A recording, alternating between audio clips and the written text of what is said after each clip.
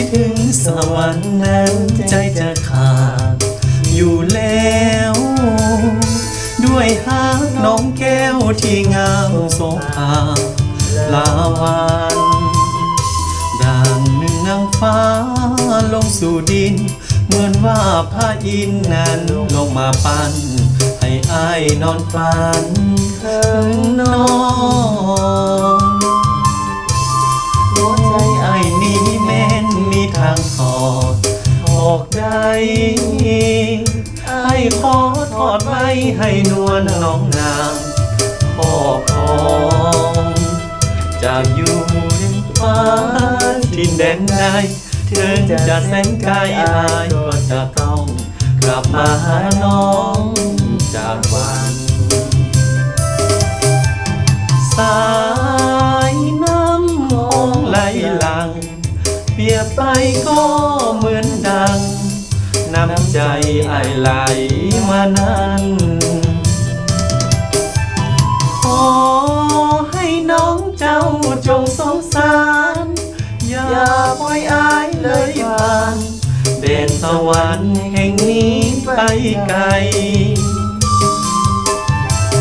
เบียงจันทร์สวรรค์นั้นใกล้กันสุดขอบฟ้าแต่อายจะมาคู่เคียงดวงใจ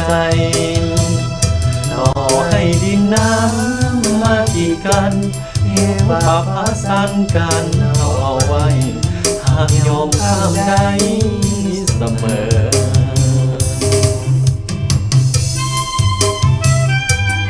ซีบีจากเพลงบนทีห้องรอด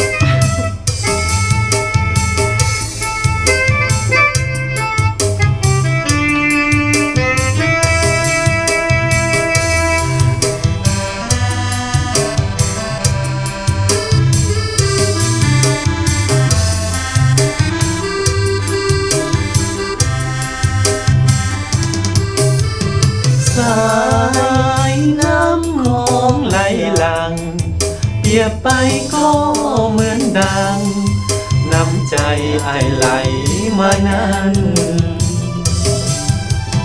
ขอให้น้องเจ้าจงสงสารอย่าปล่อยอายเลยผ่านแดนสวรรค์แห่งนี้ไปไกลเบียงจันทร์สวรรค์นั้นใกล้กันสุดขอบฟ้าแต่อายจะมาคู่เคียงดวงใจต่อให้ดินน้ำมากีดกันเหวปะพาสันกันเอาไว้หากยอมข้ามได้เสมอ